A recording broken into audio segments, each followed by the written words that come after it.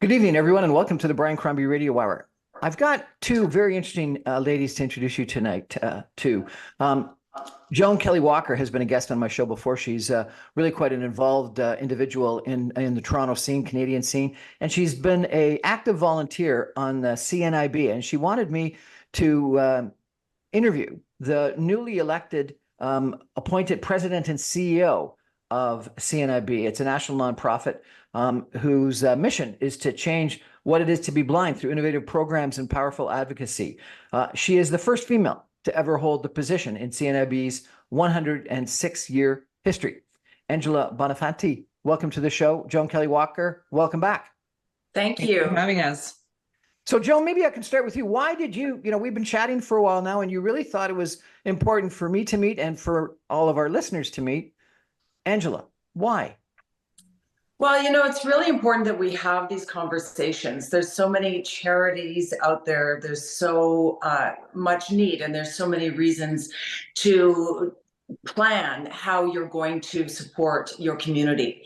And I think this time of year in particular is a really good time to sit down and make a plan if you can. Within our family, we always try to look at what we're doing within our own community, what we're doing nationally, and what we're doing internationally. So the CNIB is something that has always risen to the surface and really spoken to me.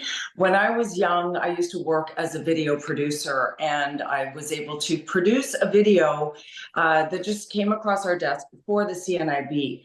And I met a woman at the time, a young woman in her early 20s, who was driving on the Gardner, and something happened to her in her brain and she had to pull over. She just said, all of a sudden, I can't see. And I remember the impact of thinking, wow, that is such a random thing that would happen. And then throughout the course of the video, I spoke to her family, her mother in particular, and I realized the impact of how visual impairment and blindness not only affects the individual, but it affects the family, the greater family, the community. And Melanie has had to completely, that's the name of the young lady, she's had to completely change her path and direction in her life. So that really spoke to me, but I didn't do anything about it at the time. Fast forward many years, and my mother had a stroke and she became legally blind. Now, it was shocking to me sometimes what she could see, but it was also shocking what she couldn't see. Like, for example, she loved to read the newspaper and all of a sudden she couldn't see the headlines. So, this is something that is quite prevalent within our country. And the CNIB was there for my mom, for me, my family. And there's sometimes not a lot that can be done, but to just have somewhere to turn for answers or devices or support was really, really important. Wonderful. Angela, you've just joined. Tell me, how's it going so far and why'd you join? Well, I've been part of the CNIB family for 13 years in various capacities. And before that, I've been part of the CNIB extended family since I was a toddler.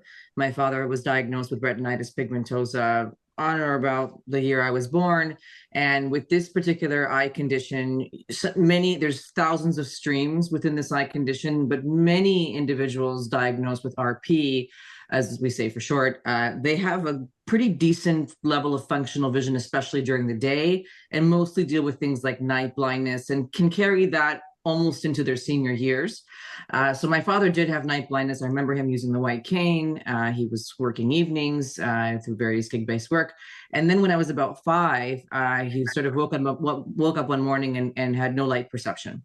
And so that took us on a journey as a family. And I had a front row seat witnessing dad navigating life in a world that wasn't designed for him. And so you can imagine the physical and the attitudinal barriers that he had to overcome day in and day out, with me and my family having a front row seat to it. So it taught me a lot about how much awareness is still required in this world, how much discrimination happens on the daily, how many barriers it takes, but also the power of empathy and people who care and who take a minute to understand they could really change somebody's life. Do you think there's discrimination against blind people? Absolutely. And I don't Really? know that it's, yeah, I don't know that it's intentional. I think when you're not aware of the abilities of people who are blind or low vision, you may, or deafblind, you may inadvertently create barriers that are discriminatory in nature.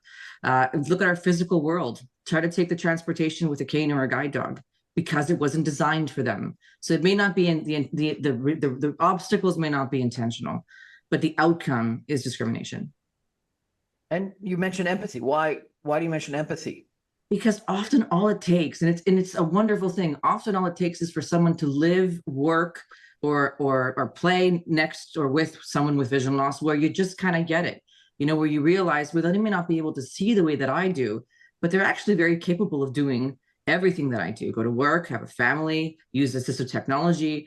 We use the same, I'm holding a smartphone in my hand, we use the same technology to get around in our daily lives as my dad does. So often when you have that experience, your mind and your attitude and your heart change, you check in, and then whatever you're going to go off and do moving forward, you will not think that the abilities of people who are blind are going to be limited in any way or any different than you. So it's actually a really powerful tool and really easily done.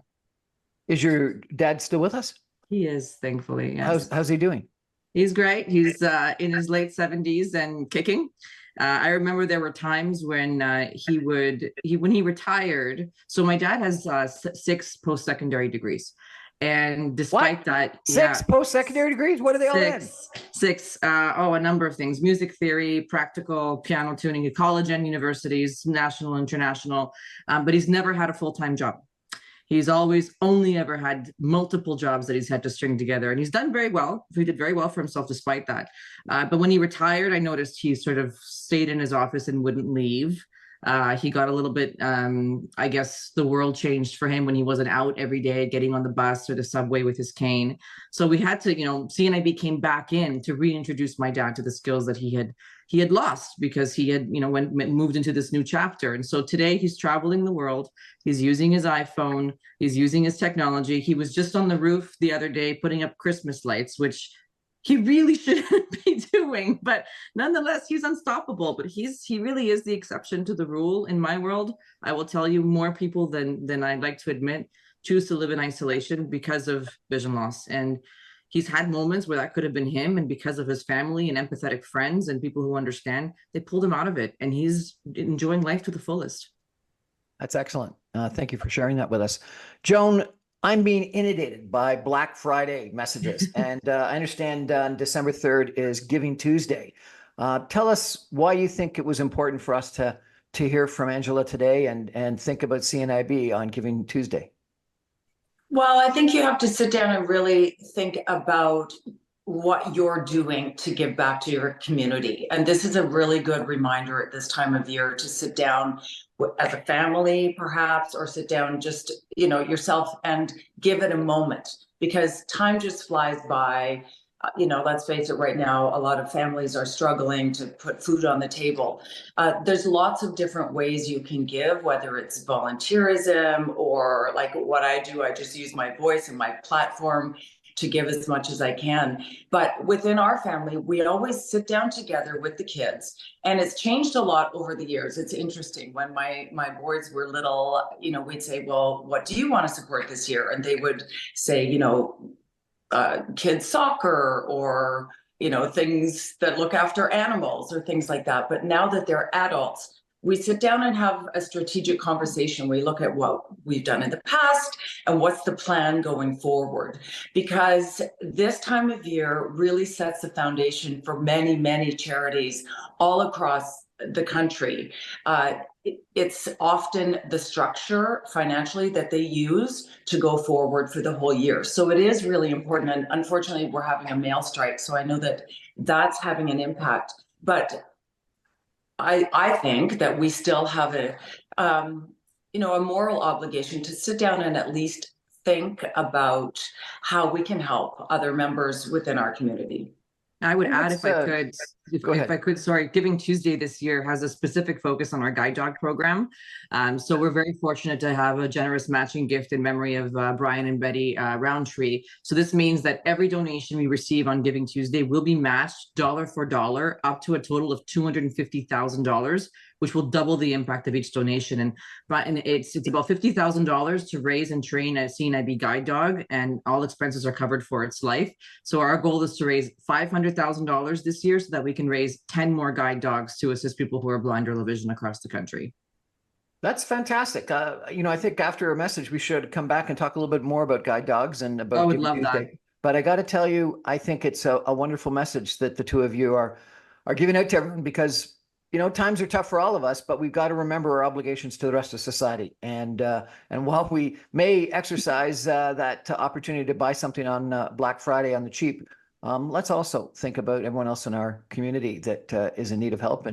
And whatever size, whatever amount, whatever charity, I think it's helpful and important to give on Giving Tuesday. We're going to take a break for some messages and be back in just 2 minutes with Joan and Angela talking about CNIB and about Giving Tuesday. Stay with us, everyone. Back in 2 minutes.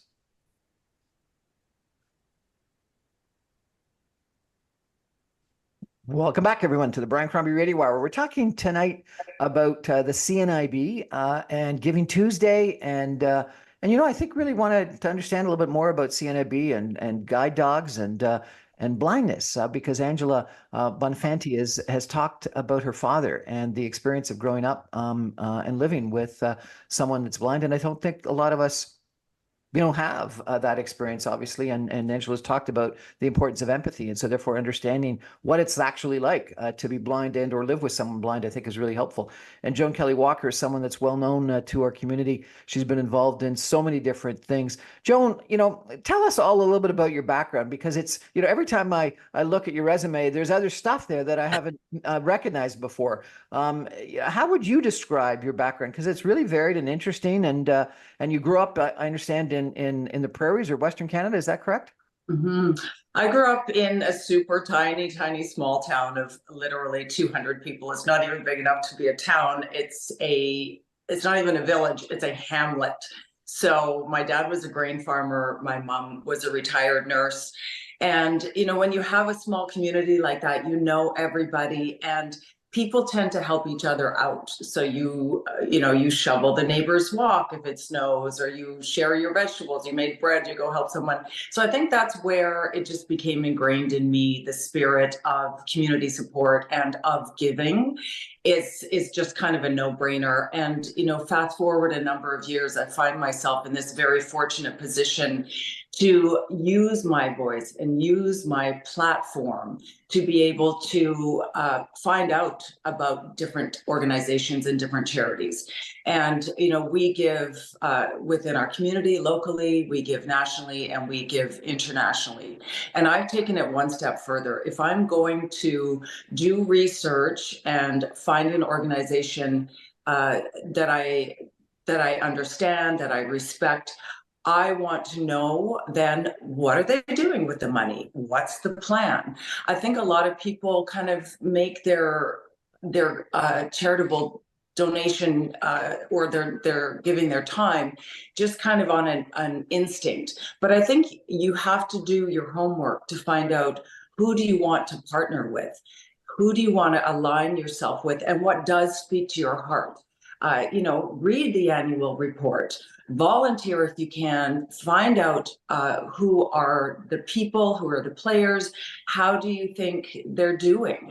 Ask all the questions that you can. And if they can't answer a question, do they get back to you with an answer? So there's some research involved in doing this.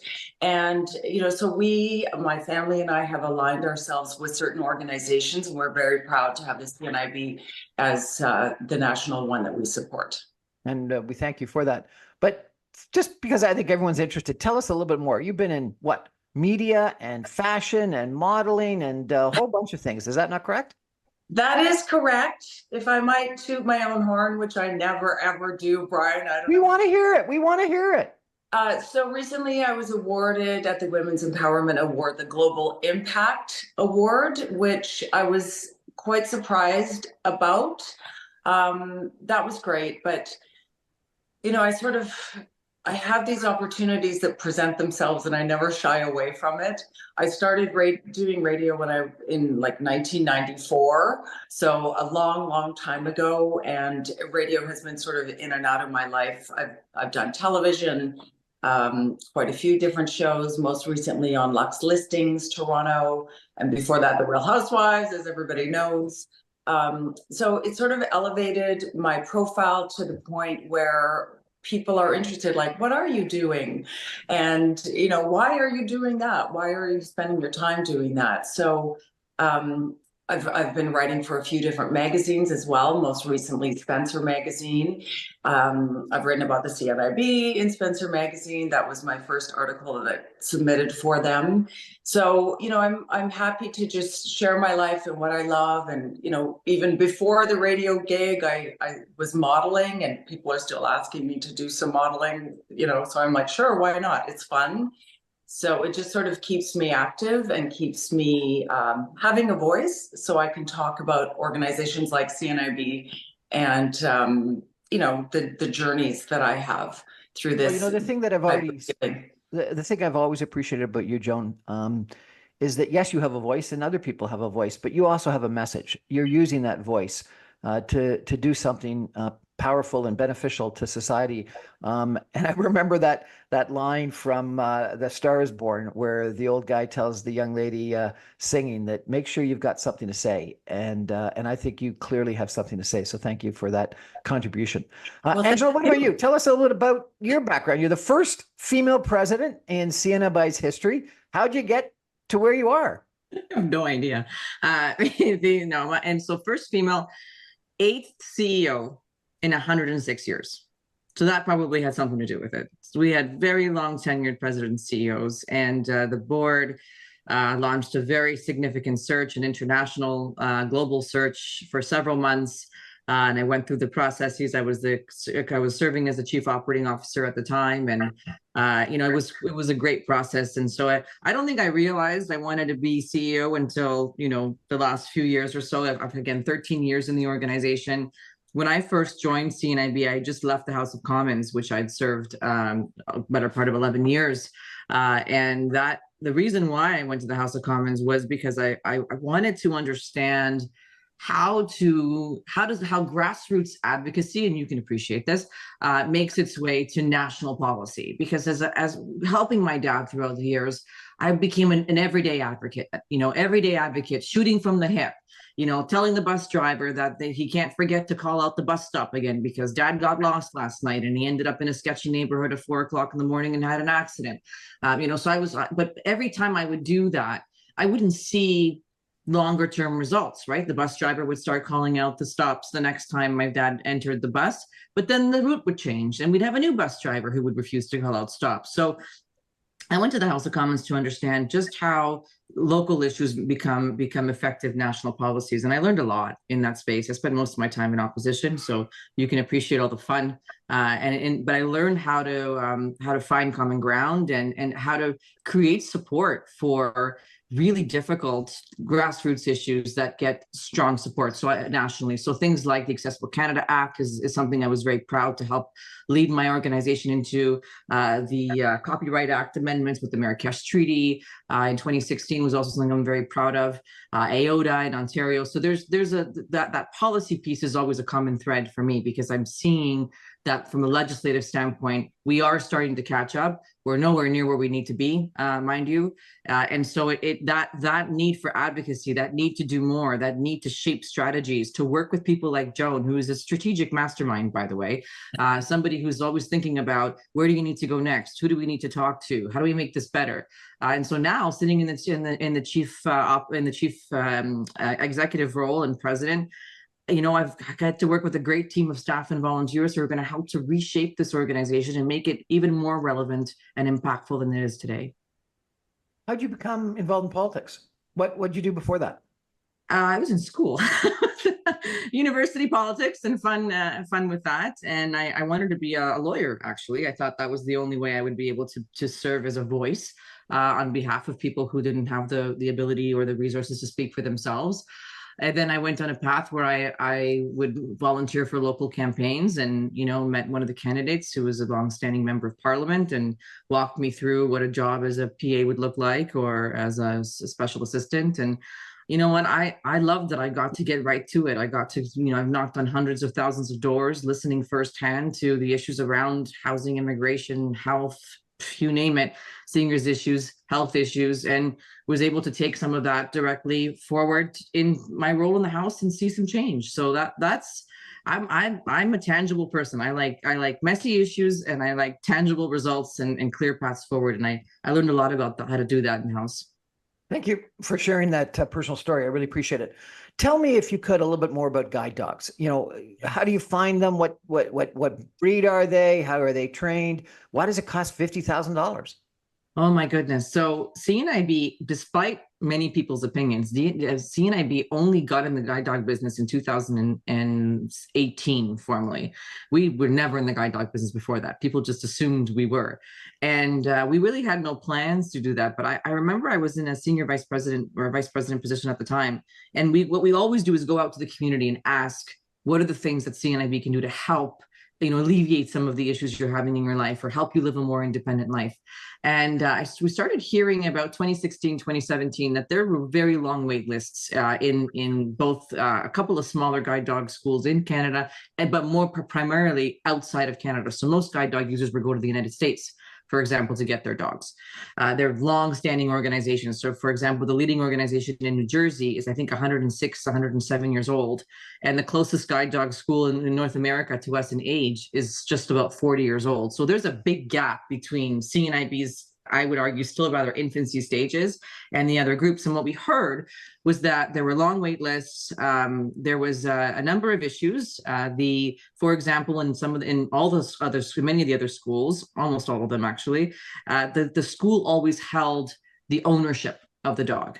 And that felt fundamentally wrong to a number of the people that we serve, because it almost sent a message that the person couldn't be trusted with their own dog, who they're trusting their life with, quite frankly, and taking care of them. The cost to raise a dog, great question. It is a huge financial burden. So for $50,000, and it's probably a bit more than that these days with inflation, the handler will never have to pay for food. The handler will never have to pay for veteran bills for the duration of the dog's life. That is a huge barrier lifted from a community who's sitting at less than 30% of an employment rate today. So the financial barriers are key. And they used to have to take 2 weeks off to go to if they did have a job, to go to a US school to have 2 weeks of training together. And now we have a domiciliary style where once we train the dogs in our facilities in Beckwith near Ottawa, they're actually trained in the homes with people. So we don't have a residential style model that disrupts somebody's life and work schedule the way international travel would. So we breed our dogs here in Canada. In the beginning of our program, we had an agreement with a very good breeder in Australia, mostly labs and Goldens is who are cross mix, if you will. There's lots of DNA and very fascinating science behind these dogs and the genetics behind it. It's a whole wonderful world I learned about many years ago, and that allows us to really have a highest quality of dogs coming out of CNIB. And so what it means is that we're not able to put out 100 dogs a year, where we have about 30 dogs in our litter today. It'll take 2 years for them to be trained. At the 8-week mark, once they leave our team and they leave the breeding home. Right now, we're building a breeding facility in Georgina, Ontario, and we're raising funds and awareness for that. We're putting the shovel in the ground next week. It's the Howard and Dolores Beck Breeding Center for CNIB, or Puppy Development Center.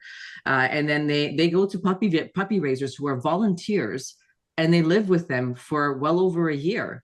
And these puppy raisers follow a regiment, a curriculum, to make sure these dogs are in the best possible shape before coming to Beckwith for their formal training for several months, and then before their match. So, Brian, we are in an issue right now where we need more volunteers to raise these puppies. It is a thankless job. I completely understand the emotional connection and having to say goodbye when those dogs are ready to move on.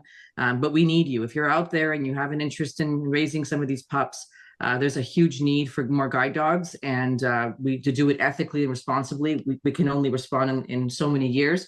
But the more volunteers we have helping us to raise these dogs, the more successful we'll be in actually having more matches year over year. Why labs and retrievers? It's a genetic piece. So interesting. In one of the schools in the South actually was at one point only exclusively raising German Shepherds. There was something in their genetic that had them to be the most obedient, the dogs that enjoyed working the most. And so what happened is over the years, the programs changed. So we introduced a harness at a certain period of time of development for the dog. And there was a period of time where the school started introducing the harness earlier than in its previous years. And it created genetic harness aversion to future dogs. The dogs did not like the harness on them. And then future generations later, dogs refused to put the harness on. It is absolutely fascinating. So we find with the Goldens and the Labs, and it's probably mostly Labs, they are smart, they enjoy working, and they understand this thing called intelligence disobedience or intentional disobedience. And that is when they are trained to cross the street, for example, but there's an obstacle. So they're also trained to disobey their owner. So the handler may not see the car coming because it's an electric car, it makes no noise, what have you. The dog is trained to stop, even though the handler is saying go, because they understand that there is a potential dangerous scenario. So these dogs happen to they like to work, they enjoy when their harness is on. They are two different dogs, and Joan's seen this a number of times.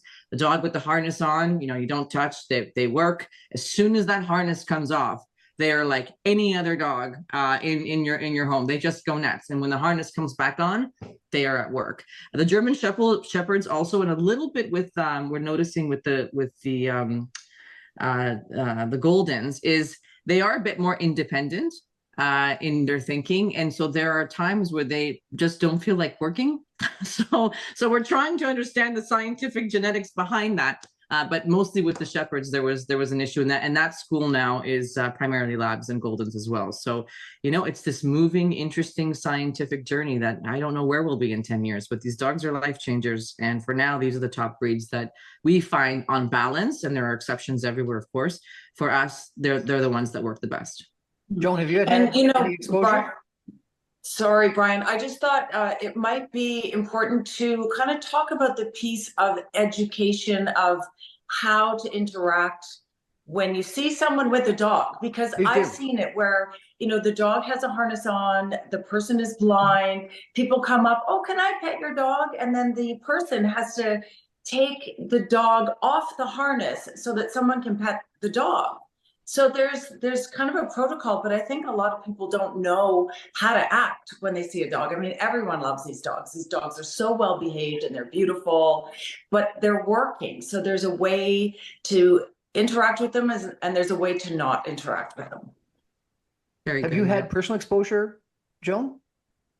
Yeah, I mean, I was up at the Cnib camp working with a bunch of kids with, there's another category called buddy dogs, which I'm sure we'll get to, but with the actual guide dogs, I was able to sit down and speak to some of the people who have their working dogs. And first of all, it's completely life-changing for them. One woman in particular was telling me how she feels safer. She feels more independent. She feels, like she said, I walk faster because I feel more confident.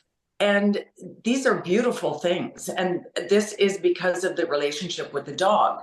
And it's also interesting to me the way that they match the dog with the owner, and even with the buddy dog program, they're matched carefully based on the personality of the dog and the personality of the owner. So there's a lot that goes into this that people probably aren't even aware of. I wasn't aware of much of what you talked about, so thank you for sharing that. We're going to take a break for some messages and come back with Angela and Joan in just 2 minutes. Stay with us, everyone. Back in 2 minutes.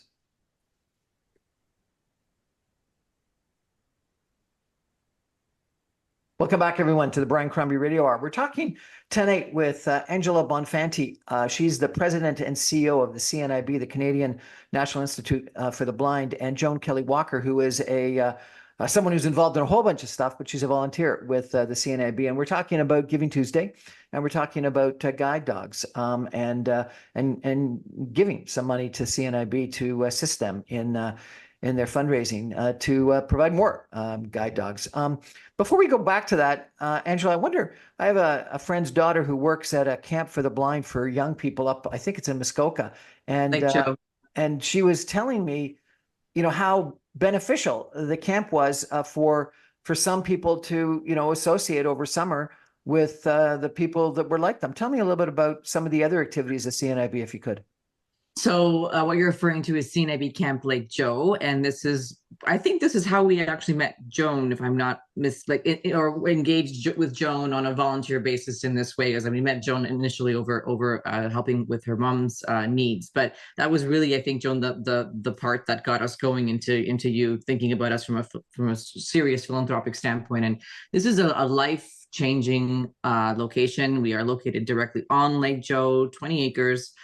Various cabins, and it is all about accessible summer sports, adaptive sports, and we've been in there for 60 years.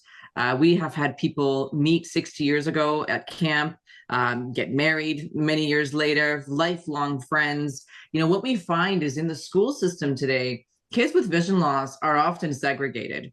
They're not allowed to play outside because of liability reasons. They have special itinerant teachers that are supposed to, quote, deal with them. There's a lack of integration because there's a lack of knowledge in the schools. So what Lake Joe does is, in the off season for schools, many of these kids get to go to camp, and they get to learn to do things differently. They get to be away from mom and dad, which sometimes as parents, we hold on to our kids really tight. And when there's a disability, sometimes we tend to hold on a bit tighter. And that's not always the best thing for our kids, because we don't allow them to be as independent as we want them to be. So it is hard for parents to let go. But once camp is there, it's always at least a week. Sometimes it's a 2-week program, depending on the intensity of it. But they learn independent living skills. They learn friends, networks, song, swim.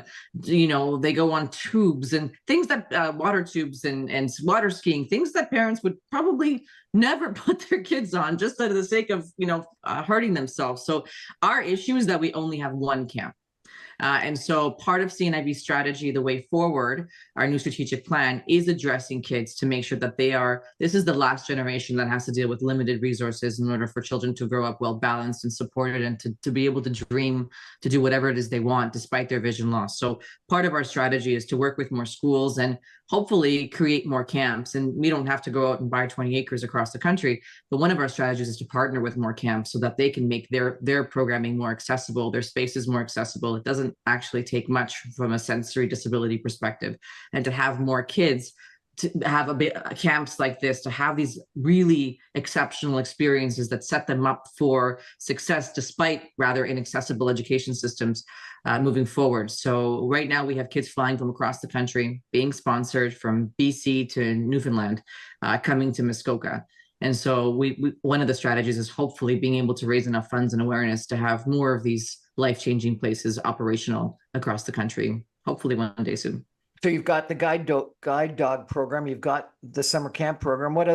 Can you tell us about other programs? We have community hubs across the country that are open days and weekends. That's a drop-in. Think about it like I got it from the campaign office strategies, where you just have central locations where people can come in and share their thoughts and ideas and be part of a movement. Those are going exceptionally well. We have mobile hubs. We go into smaller, more rural communities, especially with Indigenous Canadians in that space, trying to get those services and programs. So they are very much CNIB structured in such a way where we have an organization that then has 2 other allied health organizations embedded within it as sister organizations. And so the allied health piece. So then when you're diagnosed with vision loss and you need to adjust your life, you go to an organization called Vision Loss Rehabilitation Canada. And that organization works with you intensely to ensure you have every tool you need to get back on your feet and to live as much of the life that you had before. Then you come to CNIB, where we are very much there for the entirety of your life. You can enter into our employment program. We have a program called Come to Work, where we work with Canada's small, medium, large-sized businesses across the country in the hundreds that guarantee interview opportunities to eligible candidates from our talent pool that has thousands of people in it. And CNIB does the work to ensure people are ready for their interview. And we've secured almost 1,000 jobs in the last few years in this way, long-term and gig-based work. We help you to meet new members of your community through music, through exercise, through things like yoga and literacy, financial literacy. So all of our communities provide exceptional programming. Every month we offer almost 1,000 virtual programs a month to anybody who wants to participate across the country. And that could be peer support lessons, or again, something in finance, something in employment, something in youth. And now those really came from the pandemic, because we never had virtual programs before that. All of our programs were limited to in-person programs in the community. So we're growing by a third year over year. Brian, there are 2 million people in Canada from the latest StatsCan report that identified through the survey as being blind. And we all know, yep, that's about 5%.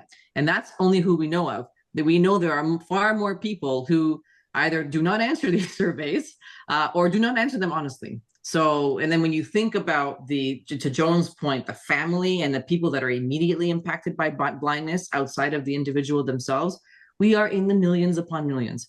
And so there's far more need than we have capacity to serve. And so every volunteer and every dollar, especially at this time of year, helps us with kids, with camps, with employment. We try to do it all, because so much of our society is still very inaccessible to the community that we serve. And so we have to fill a gap until our advocacy efforts are strong enough to make real policy changes from an accessibility standpoint. Joan, you wanted to specifically speak about buddy dogs. Can you tell me about that? Yeah, well, I just want to say I'm learning so much just listening to Angela, and I think it's so important to have these conversations, and it makes me so proud as a Canadian that the CNIB has been around this long and is really going out there and learning and turning over every rock to find everybody that can use their help. So it's really interesting. The buddy dogs. Now, remember, I'm a volunteer and a lay person, but here's the way I understand the buddy dog program. The buddy dogs are for youth and like children and teens. It's before they decide if they want to try and get a guide dog. So the buddy dog is a member of the family. It's a dog that has been very well trained. It's a dog that does service the individual. It doesn't have the same status, let's say, as a proper official guide dog. It doesn't go to school with a youth or a teenager. But I've seen this in action. I've seen these kids in action. And, I've had the opportunity to talk to the teen that has the dog, and they say, this is so great. I love the dog. It gives me responsibility. I feel like I'm really caring for it, and my family respects me for that. But then I talk to the mom or the dad, and they say, my child is more confident. They're more comfortable. They seem to have more friends coming around. So it's really impactful, and it's really important. And the buddy dog program, it's new. It goes through the same process of needing, puppy raisers and puppy handlers.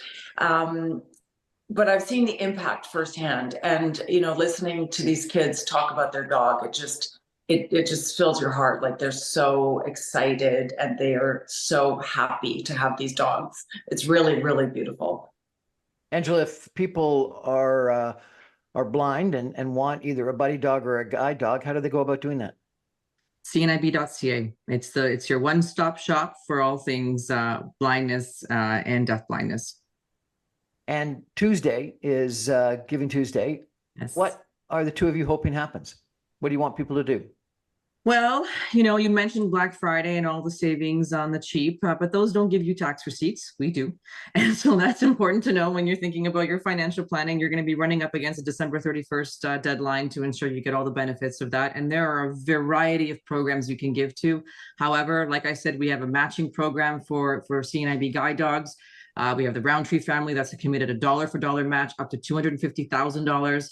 We want to get to 250,000 times two, which gets us to $500,000 and 10 dogs that could either be guide dogs or buddy dogs and could change somebody's life. So I know it's a tough time of year. I know people are, watching their pennies, but every little bit counts. Become a monthly donor. Give us what you can once a year. It doesn't have to be a big check, although we like those too very much, actually. So if you have if anything that's been heard today has connected with you, and you are willing to support us in the way, I would be so grateful for whatever you can, to whatever frequency you can, to help us get to that $500,000 goal. Joan, is there a website people should go to? cnib.com. .ca. That's correct? cnib.ca. .ca. For me, Giving Tuesday, it's really about the education piece. I mean, you don't know what you don't know. So having conversations like this is so important so that people can have make an educated choice. They can hear about the inner workings of the CNIB and the great work that's happening. So, Brian, I just want to say, this has been amazing. It's really good to get the information out so that more people can learn and hear about the CNIB. I think it's been fascinating. I've really enjoyed hearing about the summer camp because I always wondered what my friend's daughter was doing, frankly. And well, you should come for a visit. You're always welcome, Brian. I'll take you for a visit. Joan could probably give you the tour. She's been it's incredible. Brian, they just built this big rock climbing wall that I would be terrified to go on. And there's a zip line and there's a beautiful a sport court where they play beep ball and all other sports. It's golf, really great. And really, I can't thank Joan and you, Brian, enough. Every time we get a platform like this, I know we get through to people, even if it's one or a handful of people who change their minds about blindness, who take a second to think about any attitudinal barriers they have themselves, if they're, compelled enough to give. These are wonderful opportunities, and we're so grateful to the both of you for giving us this time. It's been our pleasure, and I've really enjoyed hearing a little bit about guide dogs, and your own story is very inspirational. And so congratulations on being the first female CEO of the CNIB. I won't be the last, that's for sure. And Joan, thank you for the introduction and for the contribution that you play in using your voice that you've established in our community to deliver some important messages. We really appreciate that. Oh, thank you. So Brian, the challenge, you and I will go up to the camp at Lake Joan. We'll climb that rock climbing wall. I look forward to it. And it'll be $1,000 per step you make up. So we'll find a way to tie in some giving there. Right. That's our show for tonight, everybody. Thank you for joining us. I remind you, Tuesday is Giving Tuesday, and CNIB is unquestionably a charity worthy of your support, cnib.ca. But there's also other charities. And so, think about who you want to contribute this Giving Tuesday. And if nothing else, give at least once, so that we can all say that we've all participated in Giving Tuesday. Because I know lots of us are gonna participate in Black Friday. So let's make Giving Tuesday as popular as Black Friday. Thanks for joining us. That's our show for tonight. Thank you, everybody. Remind you, I'm on every Monday through Friday at 6 o'clock on 960 AM. You can stream me online, even from Lake Joseph, at www.saga960am.ca. Good night, everybody.